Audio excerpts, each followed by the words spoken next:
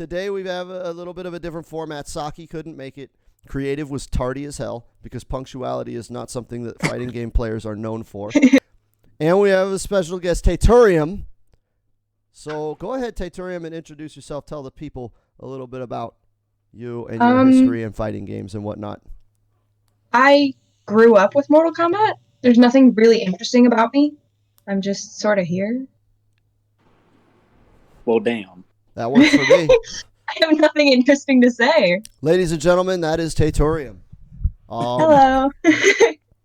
So what we have on the docket for today is we're going to kind of discuss some of the drama. But before we do, somebody, a tardy motherfucker, has some pretty cool stuff to discuss. I'm going to open the floor for my mans. Tell the people what you did. Tell them what you done did. I got top 8 in Destroyer's Tourney. It was very tough. Not gonna lie, really tough. So and, I didn't get to see the matchup. Who did you end up fighting? Well, the matches that were streamed, I fought Dr. Platinum during the qualifiers, and that was my fight to get into top 8. And then during top 8, I had to fight Pure FGC and then Wise Gemini. And then I ended up getting knocked out by Wise at 5th place. So you didn't just hit top 8; you got 5th place. That's pretty dope, man. And how did you do against Wise? I got cooked. Yeah. Oh, wait, how was the connection? This is why I don't like doing the online tournaments. It was good. It was a good my connection. connection with Wise is like always good whenever I play with him, so it definitely wasn't an issue. And you went collector the whole way through? Yep, went collector the whole tournament. See, I keep telling you guys, Creative is one of the best collectors of the earth, but he downplays himself and he talks about how he's mediocre. But yeah, I'm a scrub. No, he's a bitch ass. That's what it is. This bitch assfulness was detected. I detected bitch assfulness. Up until I get to where I want to be, I'll always be a scrub. So how did the prep go? What did you do to prepare? So actually, I hadn't really been playing the game for almost a week prior. I just kind of grinded like a shit ton the night before, and then the morning of, and then just hoped for the best. Nice. I mean, did you already knew who was in your brackets beforehand? Did you do any prep work specifically for the matches that you would possibly have to face?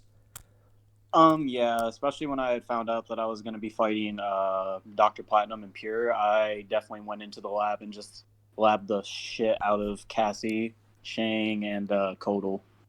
Now, how are those matches for Collector? I would imagine Shang and Cassie would be a problem, and that Kodal would be kind of an even matchup. Yeah, Kodal is definitely more of an even matchup. It's just kind of like Dr. Platinum, he plays Bullock, so it's kind of like I really just had to try my best to just get in before he could even get the totems out, and then if he did, I just had to play it patient until they would go away or just keep pressure on him. So like for the most part, I would say that matchup is pretty even. But yeah, Cassie and Shang, they definitely beat Collector. Like, bad. Yeah. They do? Oh, easy. Yeah, they do. Easy. Yeah. Especially Digital Soldier. Yeah. Did not know that. Well, Collector does bad against zoning. He can get zoned out really easily, and his teleport isn't really good for getting him in. It's an easy punish. He has to very slowly work his way in and just kind of hope for an opening. What Collector has that he can do against them is that his 4-4 kind of outspaces a lot of Cassie and Shang's normals, but at the end of the day, they're going to throw out projectiles anyways. Yeah. That's true. So it's Cassie like, can low profile 4-4 with her low shot. Yeah, they're pretty tough matchups, I would imagine, for Collector. Cassie gives Kung Lao problems, and Shang, not so much Shang. Shang isn't as bad as Cassie because his projectiles have kind of longer startup, so they give me free jumps and opportunities to get in.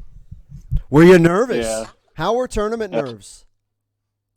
Yeah, tournament nerves, I still got to work on shaking those off. It's just something that I'll get over time. Yeah, thankfully, though, when I fought Pure, he didn't use Shang. But oddly enough, you know who he did use? Who? Collector. Ha! Was he trying to send a message? Did he know that you were a collector main? I'm assuming that he did because my one match was streamed, but after I was winning the mirror, then he had went to Cassie, and then that's when it got tough. Like it got really tough. I mean, I'm not gonna lie, even the collector mirror, I kind of struggle because like I don't really play that mirror a lot, so like it's just really awkward.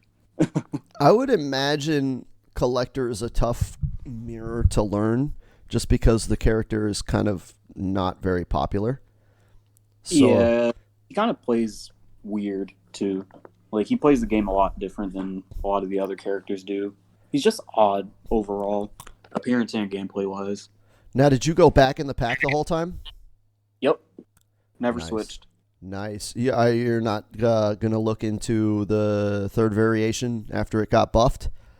Oh, I've already checked out Squander for sure. Like I can play Squander and Spare Change, but Back in the Pack is definitely just my favorite, and it's where I'm most comfortable at. Because you like to use fucking mid grabs, you piece of shit. Even I Motherfucker. say it, they're overpowered, and I have one. Like, Well, I think that mid grabs as a mechanic either should be a universal thing for grapplers or they should just not exist. Like yeah, I I'm with think the it latter. I don't see why Collector and Kodal and Garrus have mid grabs and yet like Nightwolf, Kano, Jax, they don't. And it's like I mean, if that's going to be the thing about being a grappler, like why is that Yeah, they should not keep a stuff the thing? same. I just prefer the consistency of it, especially because you think about the grappler variations of Jax and Kano and Nightwolf. They seem to be like the weaker variations. And I think if they had the access to the mid grab, it would probably make them a little bit more competitive. Yeah, they would definitely be a lot more of a threat. But also, though, I firmly believe that if you have a mid command grab, you should not have an easy input for it, like Garrus or Kodal, where it's just like a back forward two or down back two motion. Like that's way too easy for it being a mid command grab. Like they should definitely use like the down back forward input, or like how RoboCop has the forward down back input. See, I don't have a problem with the inputs being easier. The reason being is that I always look at the game from the perspective of the highest level, right? And I think it's best that the developers balance around this is what will happen if the best players in the world are playing. And at that high level, execution isn't an issue. Like you don't screw up the mid grab.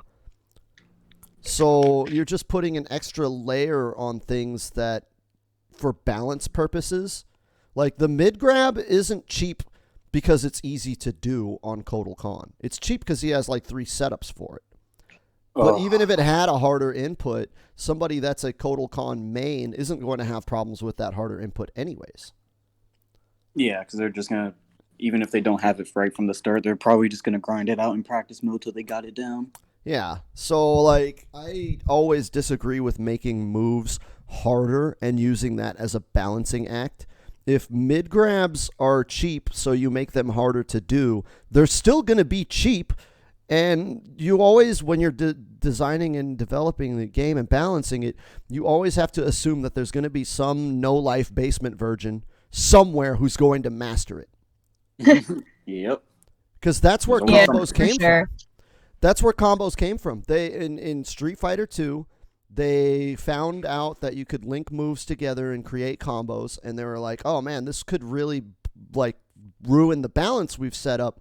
But the timing and for that is so short and so hard that no one will be able to do it. And now here we are 30 years later and every game has combos, and they actually made it a feature of the genre. So never assume that someone isn't going to be able to do something. You always have to assume that someone can do it somewhere. Yeah, especially in fighting games, there's always like different avenues to explore with things. I mean, the game's been out for over a year now, I think. Yeah. And, yeah, it's been out for that long, and people are still discovering new tech all the time. Oh, yeah. And that's one of the things about this game. People like to shit on this game, saying that there's no tech, that it's boring, it's dry. And I'm like, dude, there is so much depth to this game, and there's so much shit that I discover on my own. Like, honestly, I think this is a really as far as fighting games go, a really good, deep, technical game. The problem is the technical aspect is not in offense. So traditionally, fighting games are always like, oh, we're going to make offense hard and defense easy. Whereas in this game, offense is easy. Combos are fucking simple. Any idiot can do combos. But defense is actually hard. And that's where the skill comes in. And I feel like people kind of underplay that. They're like, oh, this is a scrubby game. And it's like, no, it's a scrubby game because you don't know how to defend. Yeah. A good player isn't getting hit by fatal blows all the time. Yeah.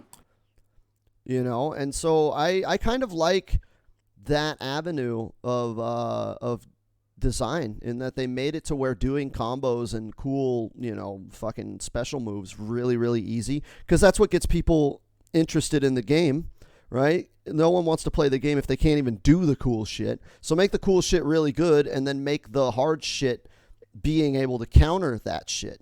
And that will separate the good players from the bad.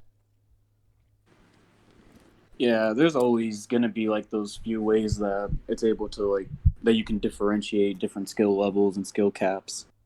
Yeah.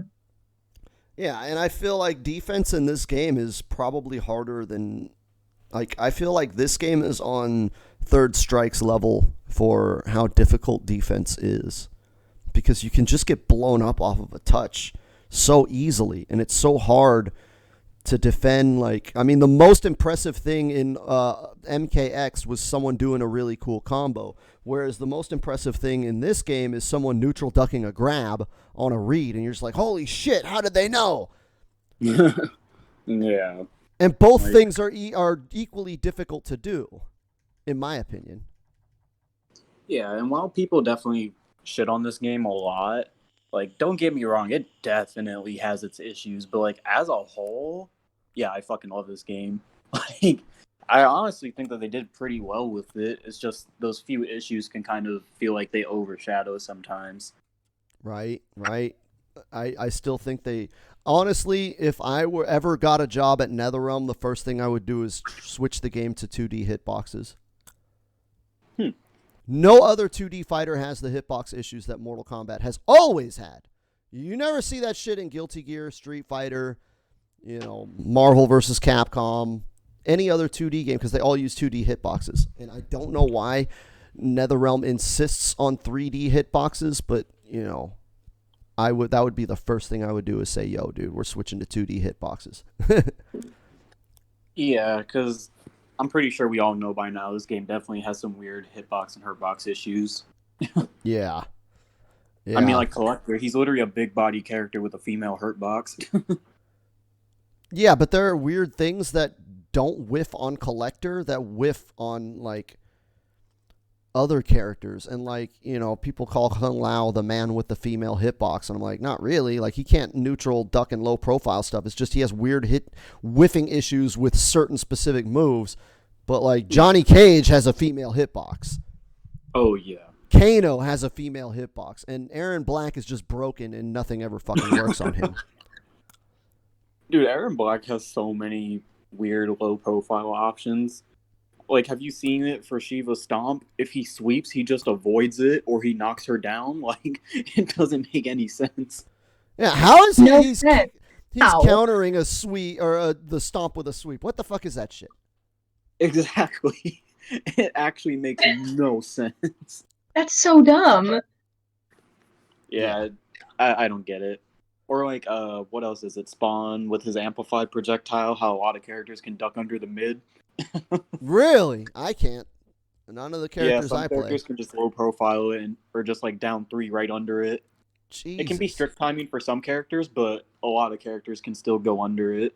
I'm gonna lab that. I'm gonna see if I can down 4 under it. I don't know if Cloud can. His down 4 does have a tiny hitbox. It just has an 11 frame startup, so it's kind of on the slow end. But yeah, like Collector's down 3, he's basically laying on the ground. Oh, I bet Kano could sweep under it. Oh yeah, Kano's sweep could probably low profile that fucking thing. I bet he could. Oh man, it would definitely have to be a read, but like he definitely could. Especially if Spawn does like 3-4 into the amplified projectile, I definitely feel like he can low profile. Yeah. That would be something I would lab as a Kano main, because Spawn is kind of a popular character. I see him rather frequently. Yeah. Oh, speaking of frequent characters, you know who isn't very frequent that I wish we saw more of? Kung Lao. Murphy. Oh. Murphy? Yeah. Oh, RoboCop. Yeah, man. Never see any RoboCops. Yeah. I thought that he was going to be somebody that people. I thought he was somebody that people played a lot, but I haven't seen one of them. It's because he's a dry character. He's not very visually stimulating as a hard zoner. Yeah, like he's fun. Like I like his first variation, but like the variation kind of sucks. And it's just like as a whole, he's just kind of like meh. Well, I think the problem is, and this is something that I've said many, many times, and I get a lot of flack for it. People don't, as a whole, generally speaking, people don't like zoning. For some reason, NetherRealm loves zoning. There's a lot of tournament players who love zoning because it's kind of easier to win with zoning. But the general population, the general like average gamer, nobody buys a karate game to run away and shoot. And I stand by that. I stand by the fact that like nobody buys a game about martial arts and ninjas with the express intention to just run away and throw shit. Like, yeah, there are people that do that, but 11 million people bought Mortal Kombat. I'm pretty sure 11 million people didn't buy Mortal Kombat to say, hey, I want to be far away from everybody else throwing shit. Very true. I even tweeted out, I don't know if I mentioned this on the podcast before, but I even tweeted out to like every developer at NetherRealm one time, and I think this has probably got me in trouble with them, but I tweeted out, especially to Ed Boon, I said, nobody ever watched the Mortal Kombat movie and then after the movie got together with their friends and discussed their favorite zoning scene. No, that's true. Like never. Said, oh, you remember when Liu Kang threw a fireball and not when he kicked Shang into a pit? Yeah. You remember when he was way back here just throwing things? Yeah. That was so great. I even tweeted out when the Scorpion movie came out, and I was like, I loved the Scorpion animated movie. So full disclosure there, I loved the movie. But I tweeted out in jest, I was like, yeah, the movie kind of got a lot of inaccuracies because when Liu Kang fought Goro and Shang Tsung, he didn't run away and throw a single fireball throughout either of those fight scenes, which is not, that's not the actual Mortal Kombat experience. You go on Combat League and Liu Kang does not fight like that. He's sitting there doing he does combos. Not. He doesn't do combos in the game. Liu Kang, the rushdown character that you have to chase. Right? It's just kind of, and I don't understand why NetherRealm always, like, their games have always been very zoning heavy. I mean, even MK9, who were the best characters? Freddy, Kenshi, and Cabal, which were Freddy. Pretty much zoners. And I think X was the only game where zoning was basically deleted. And that is the one game that people always wax nostalgic about. They're like, oh yeah, MK9 was cool for the people that played it casually. But most of the people that played it competitively are like, yeah, fuck Freddy, But everybody that played the game casually always talks about how great it was to watch MKX in tournaments, how fun it was to compete in MKX. And that was the most unga bunga rush down game ever created. Like that, MKX is the Marvel 2 of NetherRealm. Yeah, like that game was very mix-up heavy. Because to be honest, I sucked at that game. All I knew was combos. But the thing is, I remember I fought a good player once. I got him in the corner with Tremor, and it was GG's. Like, basically, and I just kept looping him. The thing is, though, like that guy messaged me and said I wasn't even good. I disagreed with him.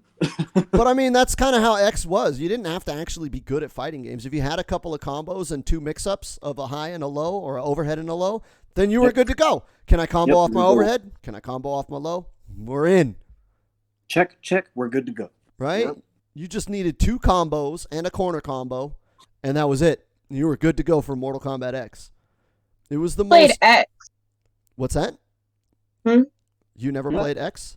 Why not? No, when I played X, I played Melina, and I just spammed like the teledrop and the ball. But that was also because I was younger when X came out, so I'm just now learning about all of the tech and stuff and all the gamer terms and stuff like that. Shit, so you didn't even 'Cause know the I was OP-ness of younger. back one? I didn't because I was like, I don't know, what year did X come out? Oof. I want to say 2012. And I was like, well, at that point, I was like just turning 10 or 11, depending on what Okay. year it came out. I was a little kid. Makes Yeah, then sense. that makes- Yeah. Okay, X, what year did you come out? Oh, 2K15. So I didn't understand it. Oh, 2015? Okay, so I was Oh. Yeah, Did you so cut out? that makes sense. so I didn't understand any of it. So I'm just now learning about all of this stuff because now I'm actually invested in it. I would have Yeah. say go back to X and check out Melina's back one, but they nerfed the shit out of that. It used to be a 6-frame mid. 6-frame advancing mid. Back one was the fucking truth. Oh my was a god, that problem. move was so fucking cheap. I almost never played MKX online, and even I knew that shit was a problem. I didn't play online because I was too young and I didn't want to. I was scared of people. Yeah, I think like It's like, I don't want to do that. yeah, like MK9 and MKX, I only played online like a handful of times See, I because I was would a just get Melina online and main get in my ass beat. X. I played the Yeah. shit out of Melina, and everybody was saying she was low tier or mid tier. And I remember finding back one being a 6-frame mid, and I just abused the shit out of it. And then all of a sudden, now you see Rio and Foxy Grandpa, and everybody started playing Melina. And I was just like, you motherfuckers, I've been playing Melina since release. And that back one is fucking cheap. That is the cheapest move in the game. Yeah, I remember with Melina, I would just like mix up her back or her little roll. Like I would just do that overhead kick and the roll all the time. Oh, yeah, when that was one bar, All she the could do an time. overhead, a meter, or an armored overhead launcher for one bar that you can sit there and mix up and not have it be an overhead without spending the bar, and you can fucking dial that in off a 6-frame mid. So, Melina was so stupid.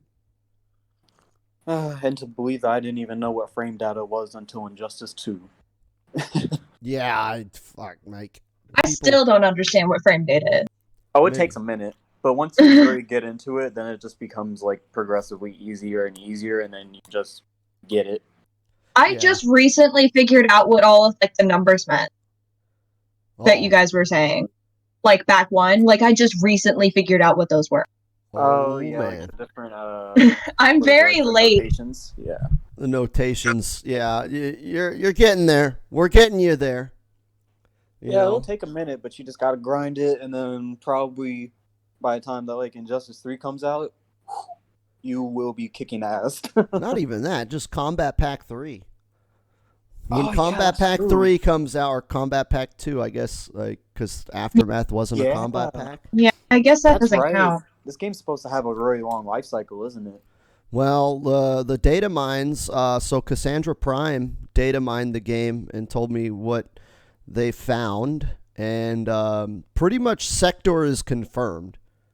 From what Cassandra Prime told me is that Sector is in the game, like, and has all of the things that other playable characters have. Like it's kind of like the data mine for Fujin and Shiva. Like he's got intros, he's got all the shit, like Johnny Cage voice announcers, all of that. So yeah, I'm pretty sure there's going to be another DLC character pack. I don't know if it'll be like the Combat Pack with 6 or if it'll be like Aftermath with 3.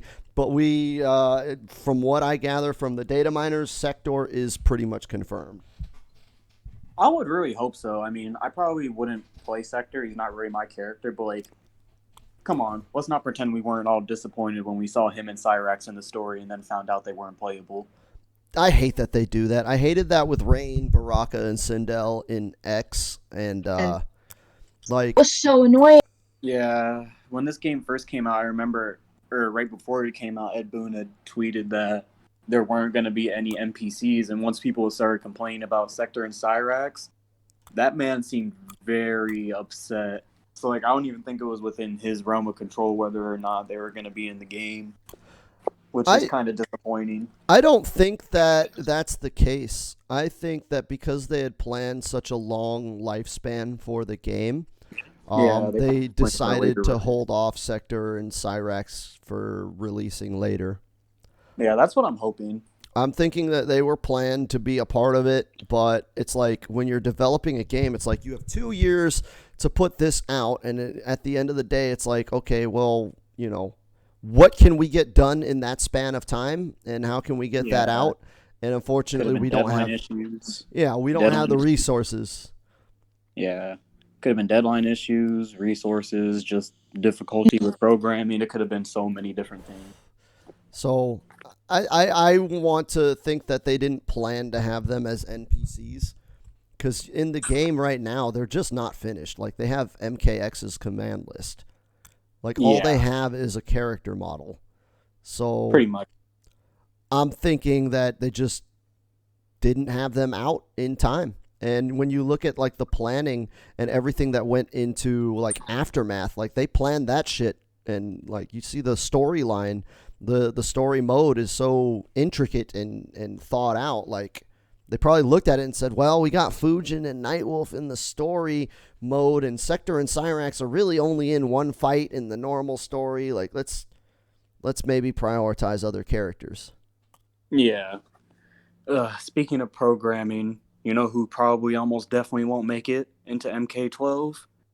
Collector.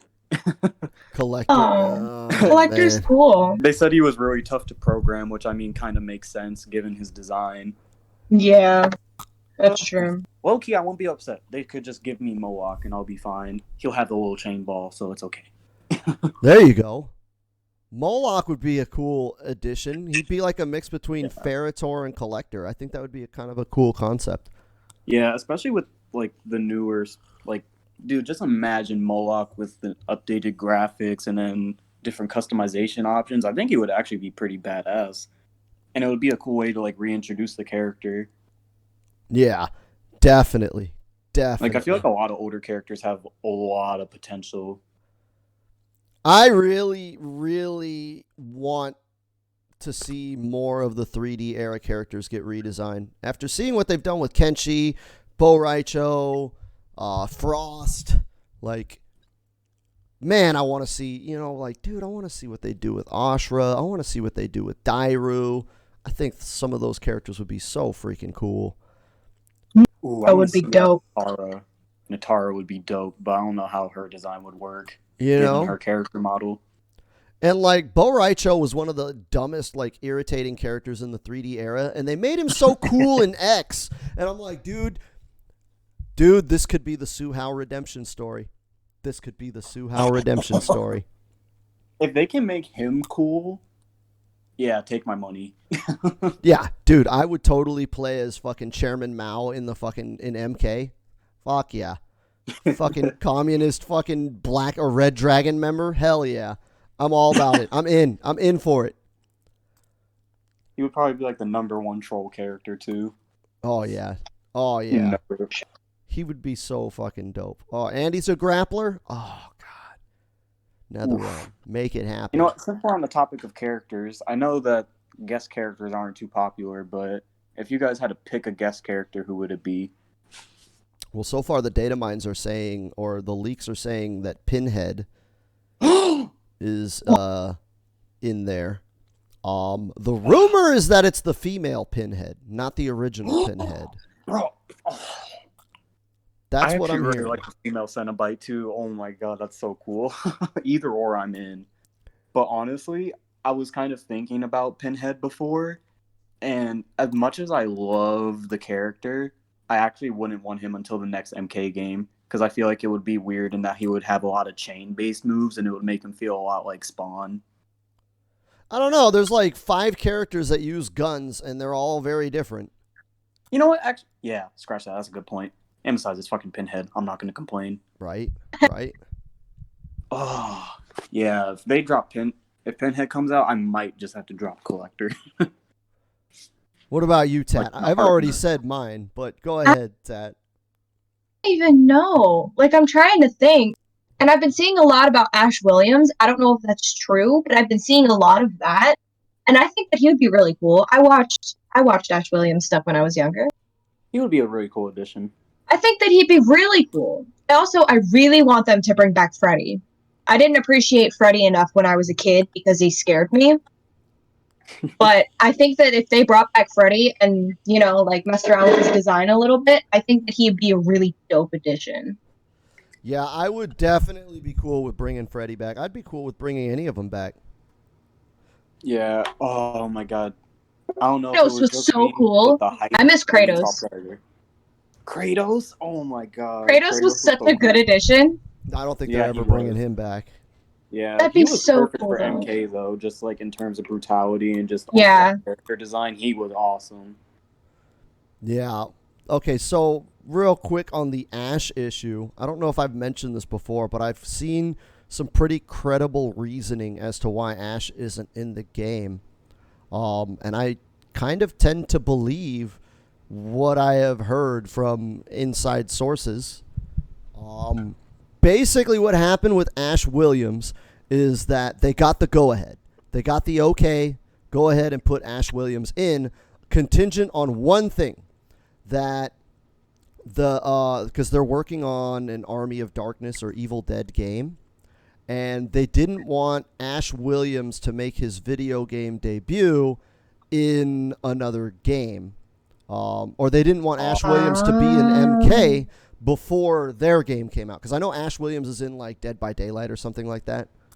Yeah. So they didn't want him to be in another game before their game came out. So NetherRealm got the go-ahead, and they started working on him, and he's basically done. But the problem is the Evil Dead game wasn't testing well. Like, they did focus tests, and people were saying it wasn't fun. They didn't enjoy it. So they had to go back to the drawing board and basically redo the whole game. And that's going to take a while. And so NetherRealm was like, well, we already have everything done. Let's just go ahead and release it. And the company that owns the rights are like, no, we still want our game to come out before Ash is in Mortal Kombat. If you want to put Ash in Mortal Kombat before our game comes out, we want more money then.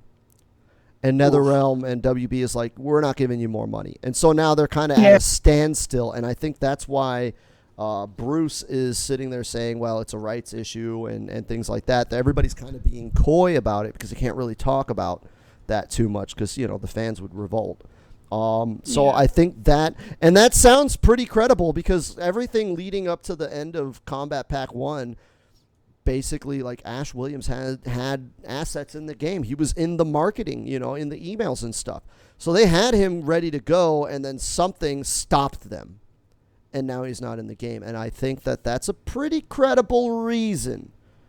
Yeah, It makes sense. Definitely sounds really plausible.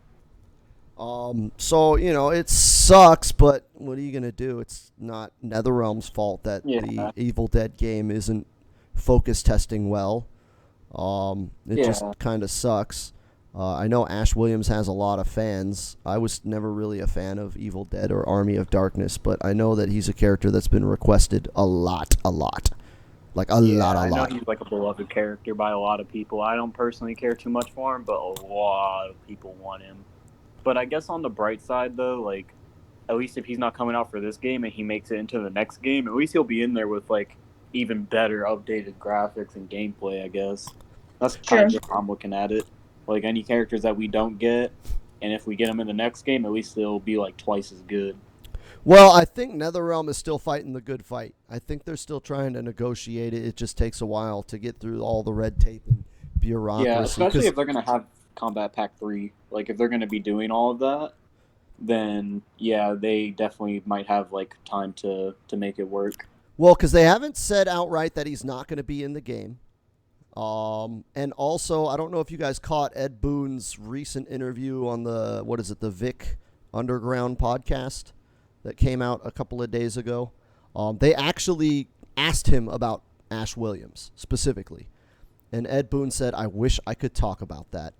I know how you guys feel, and I wish I could talk about it. So that, again, leads more credence to the rumor going around that it's a rights issue of that nature. Man, even when Ed Boon isn't trying, he's such a troll. But I don't think he's trolling in that respect. I think he legit Yeah, no, I don't think understands he the was. fans' complaint and like wants to say something but can't. Yeah, or it's just like he's like teasing us unintentionally. Well, he did bring up Molina. He did. He did. Because True. they asked him, they said, what kind of feedback are you guys getting from the fans? What do they say about Aftermath? And he's like, they say we want Molina. He just outright said it. That's all the fans talk about is they want Molina. Yeah. They fucked up not putting her in the game, and everybody bitching about Molina fans are full of shit. Because this literally, there is already precedent for this. A lot of younger people that got into MK with 9 and X and all that don't remember MK3. And a little background on MK3. Mortal Kombat 3 came out, and guess who wasn't the fuck in it? Scorpion. Scorpion was not in MK3. And the fans revolted. And there were people were pissed that Scorpion was not in the game. Scorpion was not like the franchise face of the game at that time. It was pretty much Sub-Zero and Liu Kang were kind of the main characters of Mortal Kombat. And they realized, like, holy shit, we fucked up by not putting one of the most popular characters in the franchise in this game, and they came out with Ultimate Mortal Kombat 3 specifically to add Scorpion to the game. And then they hedged their bets and made all the palette swap ninjas, Ermac and Rain and all of that. But yeah, so everybody's sitting there saying Molina fans are irritating and Molina fans need to shut up. And it's like, dude, if you play Scorpion, you have no right to complain. Because Scorpion fans did the same revolt when Scorpion wasn't in the game. So anybody that says, oh yeah, Molina fans need to shut up, you're not allowed to ever play Scorpion. Just imagine that character is not in the game, and then you'll understand Molina fans. And Scorpion is literally the most played character in this game. And Molina was one of the most played characters in X. And I believe in 9 as well. Like, Molina would look so cool in Mortal Kombat 11. Yeah, with updated. It would have made complete sense for them to put her in the game. And they did, bringing everybody back for the story mode. It would have made complete sense. But they acted like she didn't exist because she was at the tournament that day. Because that was the whole tournament. She was there. Yeah. And they just chose not to bring her back, but they brought back everyone else that was around. It just doesn't make any sense. They brought back young Aaron Black, who wasn't even in 9 or 10. Or, well, he wasn't even there. He wasn't in that and they were era. like, oh, yeah, he's there now. Young Aaron Black. Yeah, dude, he's with Shao Kahn. Yeah, as much as I hate to say it, same with Collector. He was never there. And I'm just like, oh, yeah, there he is in the background. Right? So I think that they kind of screwed up not putting Molina in the game. I've said it before, man. Like, the cast of Mortal Kombat 2 should be the base roster for every game. Those are the characters that have been around the longest. I would go so far as even saying Sonya and Kano, because they weren't in 2. Like, Sonya, Kano, and the cast of Mortal Kombat 2. And I think those should be in every game. Sub-Zero is the only character that's been in every game, right? Technically, no. Because Sub-Zero and MK1 was Noob Saibot. That's true. True. There has been a Sub-Zero in every game, and the name Sub-Zero has been in every one, but there's been 2 different Sub-Zeros. Yep. The one who had the record for most games, who was in every game, was actually Reptile. Really? The only game he missed, like Scorpion, was MK3, but he was added in Ultimate MK3. So Scorpion, Reptile, and Noob Saibot would have been the ones who were in every game. But Noob Saibot wasn't in Deadly Alliance. And Reptile wasn't in Deception, and he's not in 11. But, yeah. So the character who's been in the most games is Sub-Zero, the second Sub-Zero. He was only not in MK1. But that would put him tied with Scorpion. As like and Liu Kang, I think. Liu Kang and Scorpion. Oh, you know what? Raiden's been in every game except for 3. So, yeah. Oh, yeah. There is no character who has been in every MK. Every character has sat out a game. Some more Can than we others. talk about how watered down they've made Raiden in the story mode? It Yeah. irritates the crap out of me in the story mode. I don't know why. It's just like every time he talks, I want to punch him in the face. Oh, Dark Raiden. I'm not gonna lie, I was kind of disappointed with how they did him in the story mode. I've He had done so much potential. better. He had so much potential to be a great villain, and then they just yeeted him out of the story like 10 minutes in. They were like, all right, he's good now. I hope you really liked him at the end of MKX, because now he's gone. Yep, that's all you get. You get a taste. That's it.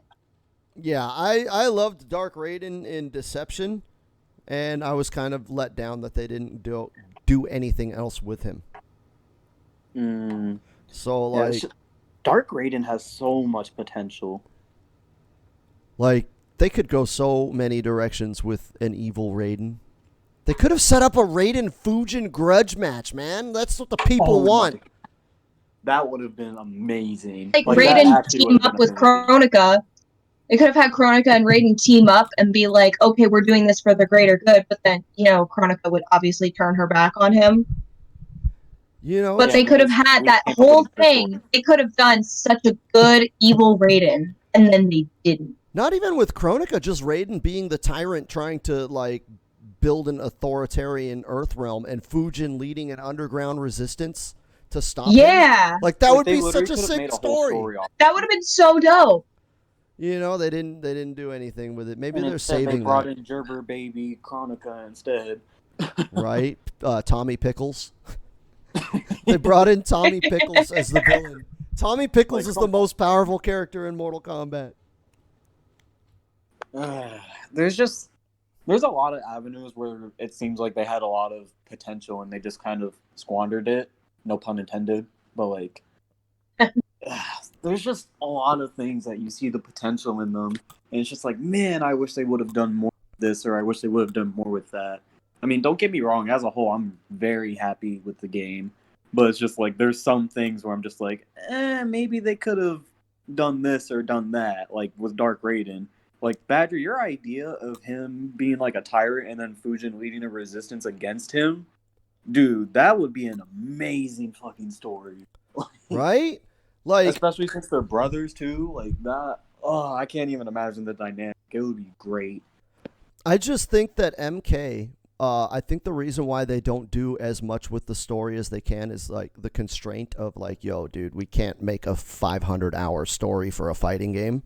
Yeah. Honestly, and I've been vocally against games as a service in general, but I feel like the fighting genre is one of the few places where I actually kind of wish more fighting games were games as a service. Because imagine Mortal Kombat, instead of coming out with a $60 game every, couple of years and then getting a little snippet of 5 hours of story, imagine if Mortal Kombat was just like, okay, we're going to go the League of Legends route and we're just going to make a game as a service, and every couple of months we'll get a story chapter and then like a new character.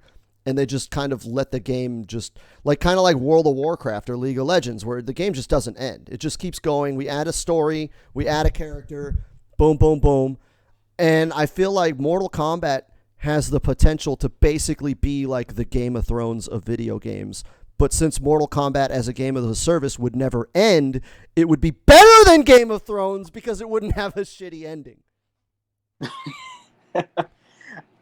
I'm actually pretty in favor of that, honestly. It would really amplify how much people play the game, especially the people that don't like to play online that much. It would definitely keep their interest in the game. Yeah, and like honestly, like the market has spoken. People buy DLC characters all the time. They may not buy all of them. I do. I did before I started streaming. There are people like me who will buy all the characters, but most people just buy the character that they want, and then that's what they have. But the thing is, like, the market has shown that, like, if they just keep releasing DLC for MK, people will keep buying them. They don't have to make a new game. So I would be in favor of them going full games as a service, going the League of Legends, Overwatch route, because even Overwatch is coming out with a sequel, but you can still play the original with everybody. So, like, the sequel's more like an expansion to the original than anything. Just keep expanding on that. And then I also feel like as artists, NetherRealm is getting kind of tired of just making fighting games. You can kind of see it in interviews. Like they want to do other stuff, and people are asking for another Deception story mode or another Shaolin Monks, and you can tell NetherRealm wants to do it, but they're kind of locked into being the esports wing of Warner Brothers. And so they're kind of stuck doing fighting games. And I think if they just had a fighting game that they can continuously add on to in perpetuity, that could free up resources to make another Deception RPG or another Shaolin Monks hack and slash. And I would love to see those things. Dude, I want Shaolin Monks 2 or another open world MK RPG like MK style Witcher. Fuck yeah, dude. I would be all over that.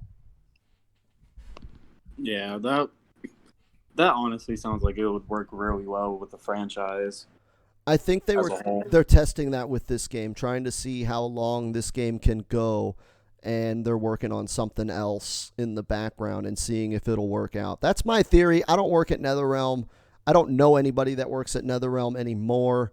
But my theory is that they want to branch out and do something else, and they're branching out and doing something else, and that's why they have such a long tail to MK11. Like, we're going to support this game for a long fucking time, and hopefully it gets very, very successful, and we can just keep doing MK11 while we put out other stuff, and then once we put out our other stuff, maybe start talking about an MK12.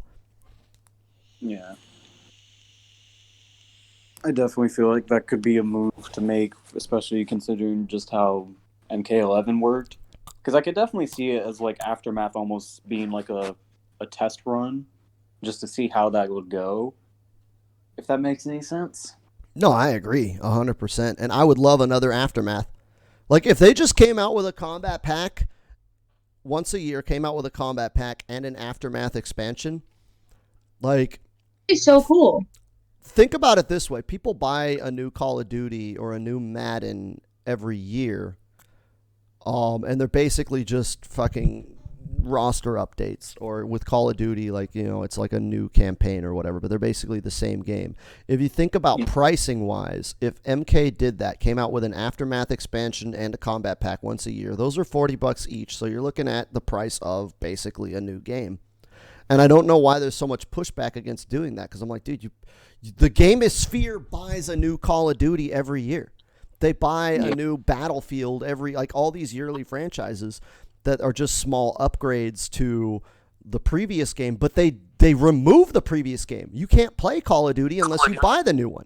But with MK, if they did an Aftermath and a combat pack, that's basically the price of a new game, but it doesn't discount or remove the old game. If you don't want the new stuff, you could still play MK11 with all of your friends.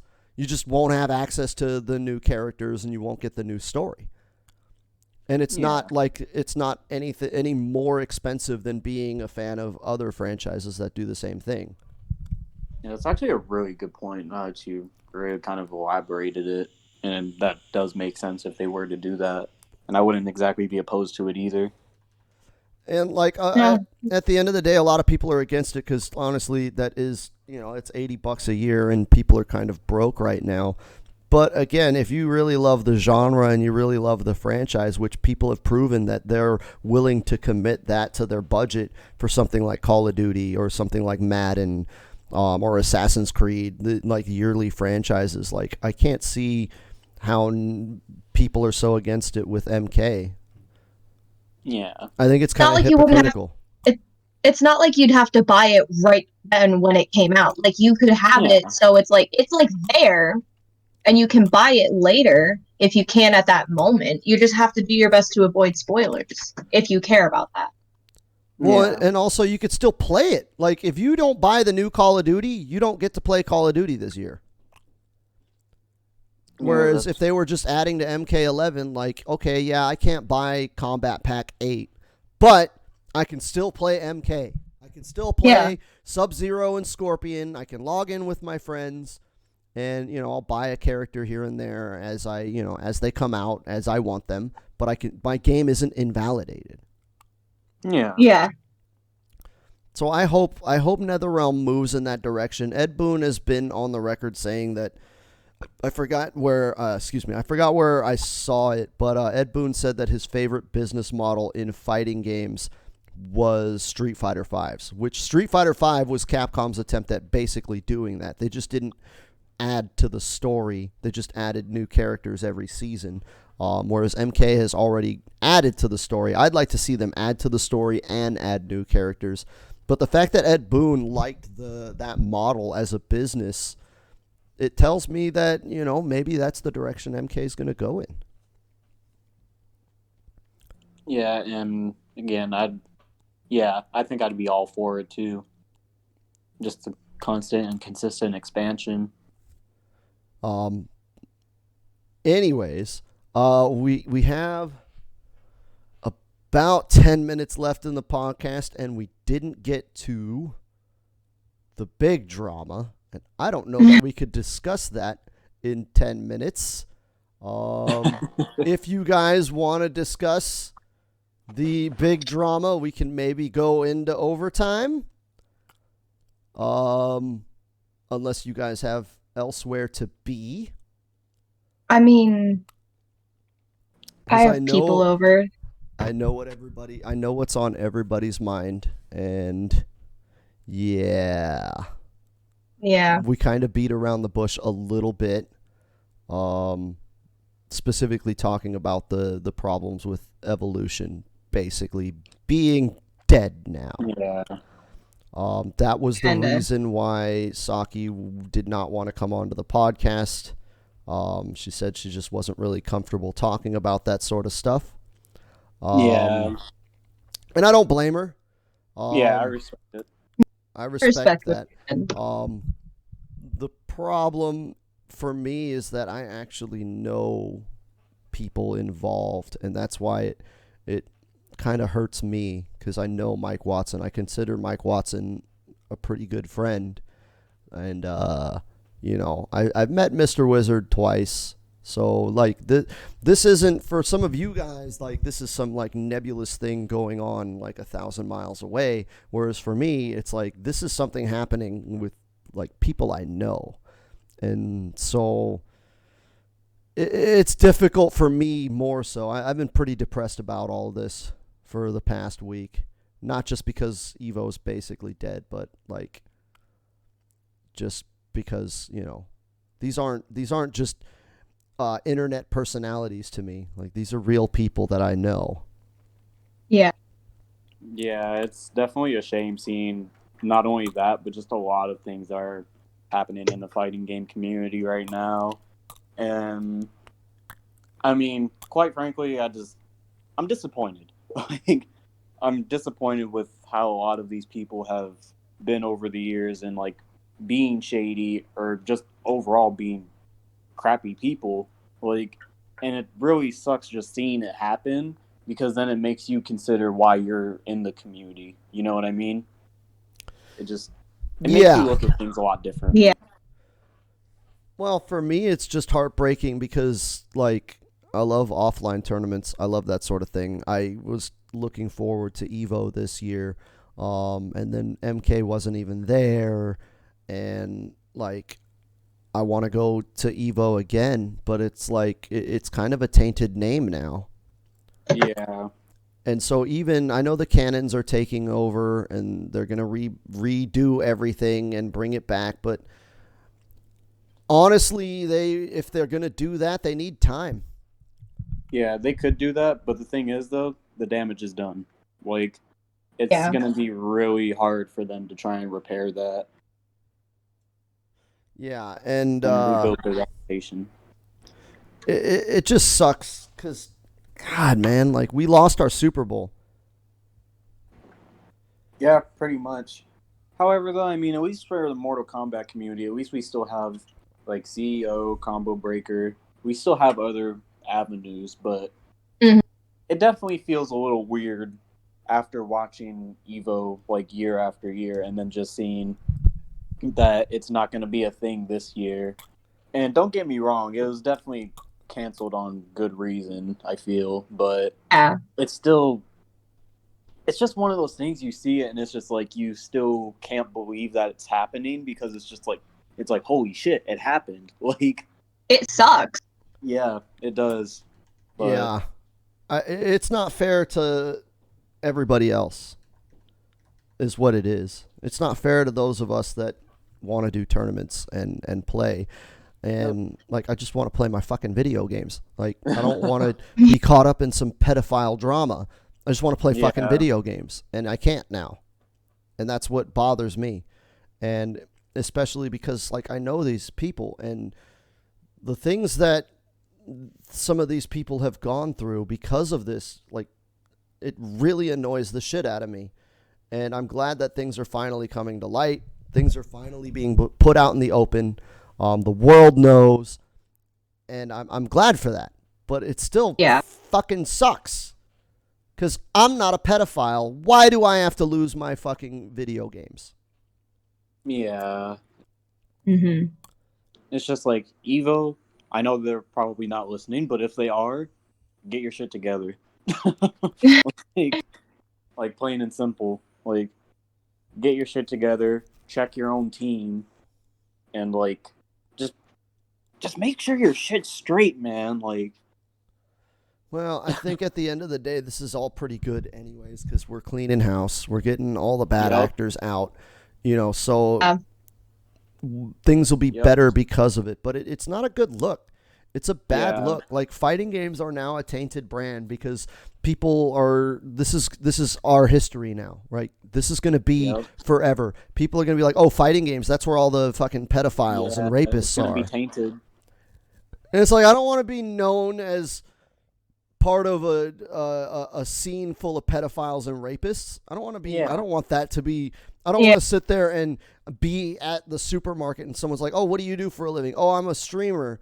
"Oh, like like those streamers that are doing basically softcore porn." No, I play fighting games." "Oh, you mean the stuff that's for pedophiles?" Well, fuck me.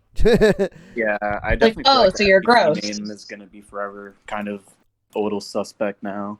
Well, because fighting games have always been a dirty word in gaming, and that's always been frustrating to me. Like, you go to any gaming forum or any gaming outlet, and you mention that you even like fighting games, and instantly everybody just shits on you, Yeah, you're looked down upon. Yeah. They're like, "Oh, you play those?"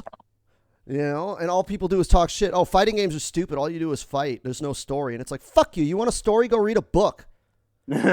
Fucking watch a movie. You're not wrong. Like, I don't fucking plug in my PlayStation to fucking get a narrative. I play, if I wanted a narrative, I would read a book or watch a movie or books on tape or something like that.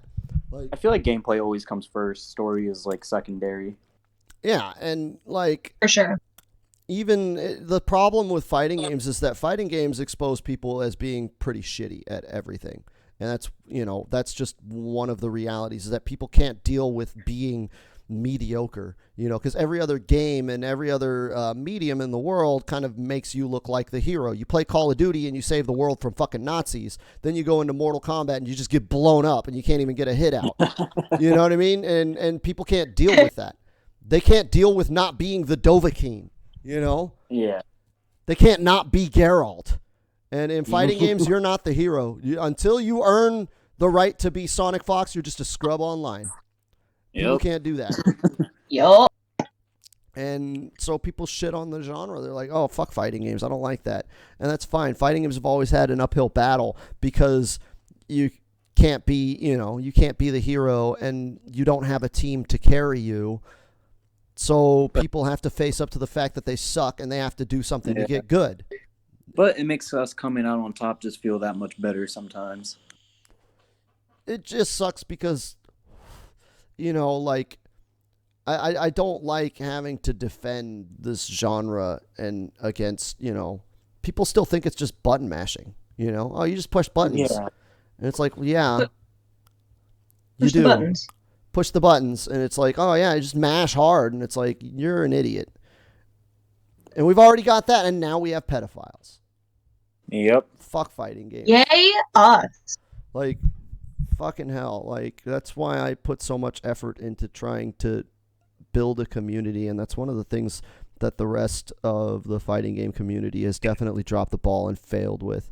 And all it means we just gotta work a lot harder just to keep our own community positive, and then we really just gotta keep people out that are gonna taint us even more.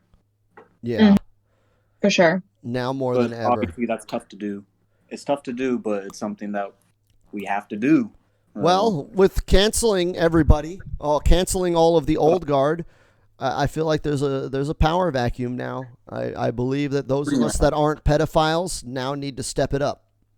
Yep. You know?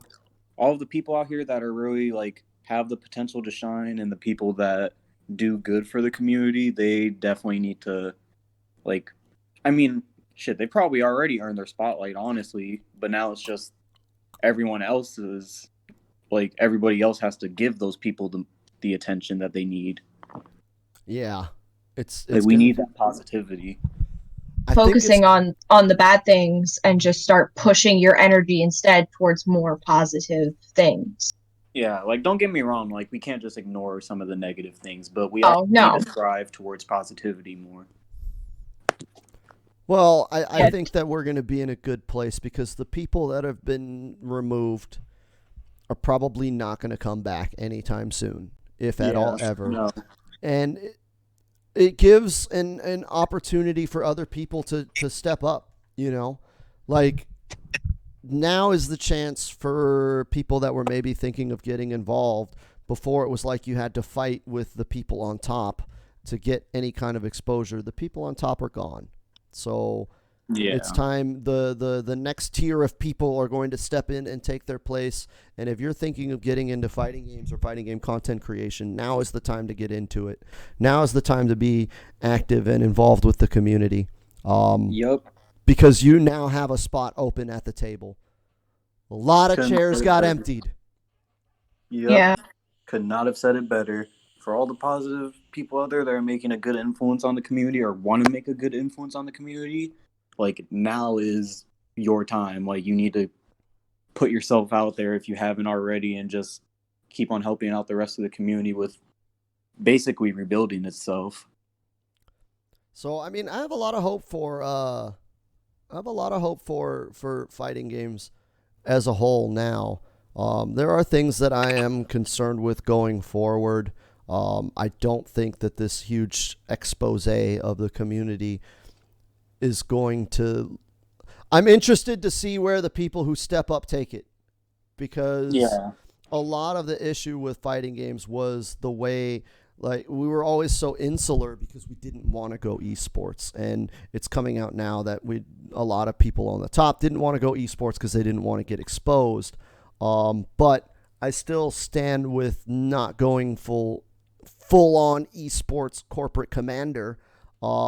And I don't have any weird skeletons that I know of, like, of the nature that people are exposing right now, but I still don't want to go full esports either.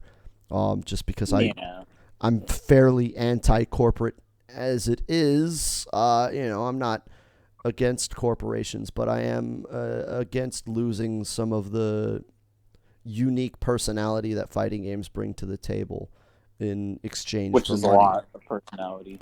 Yeah, I mean, I built my entire channel on talking trash. Like, you think Gerber is going to sponsor me? You know, like, Trash talk diapers. Yeah, I can't imagine, certain, like, I can't imagine Coke and Pepsi wanting to sponsor me, but, like, I don't want to lose my identity in what I do with my channel, so I just kind of made peace with that. And I would like for fighting games to keep their identity of what we are, because we have and always have had the most diverse community. Okay, you play StarCraft and it's all a bunch of white dudes and Koreans. You play MMOs and like pretty much any esport that is based primarily in PC gaming is just a bunch of whites and Koreans. You go into fighting games and, like, you can't even go to a tournament without bumping into, like, 4 black dudes. Like, it ain't happening. Yeah, like, every tournament scene, I feel like, or at least with fighting game community, I feel like it's definitely diverse. Or at least that's how it's appeared to me.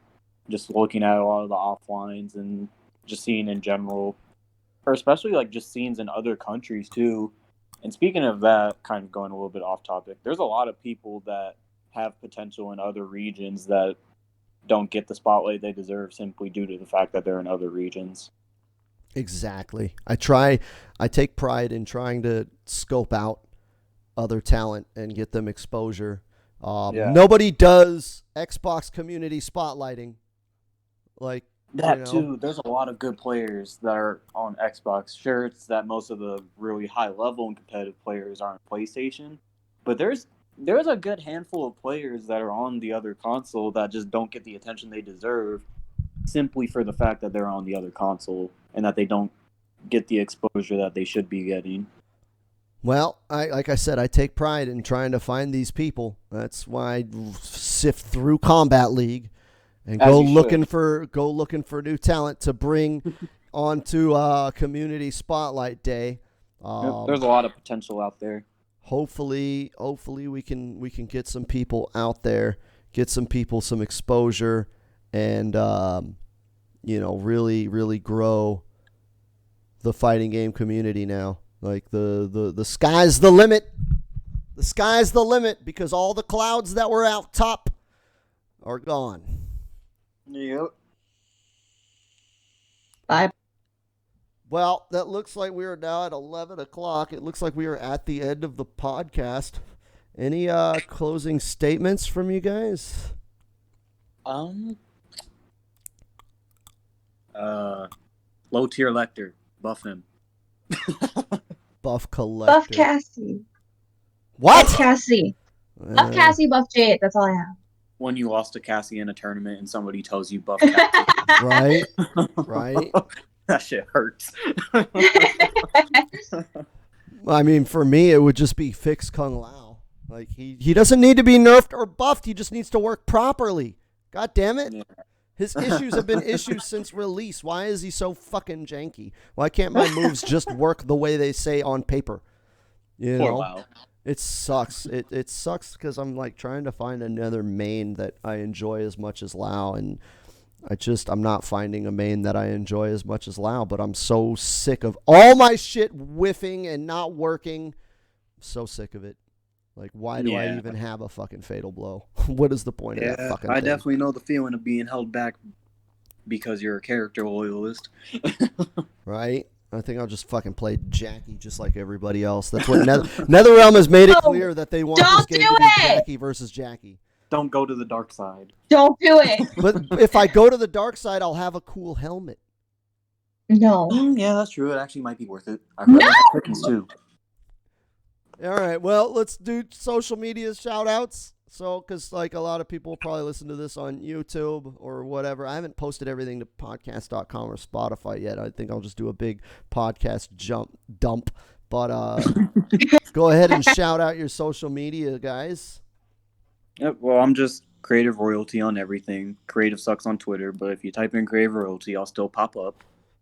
I'm just Taturium on Twitter. That's it. And Creative Royalty, he does have a YouTube, and he posts some interesting collector tech. And you can also catch him on Twitch if he would get to more regular streaming. I've been slacking. Scheduling and punctuality seem to be a running theme with him. Taturium has not started her journey in content creation. We are trying to build her up. Not yet.